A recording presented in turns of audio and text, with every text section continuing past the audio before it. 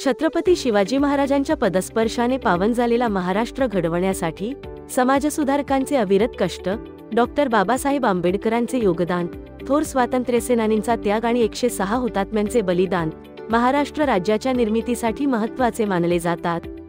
1 मे हा दिवस संपूर्ण महाराष्ट्रात महाराष्ट्र दिन आणि कामगार दिन म्हणून साजरा होतो.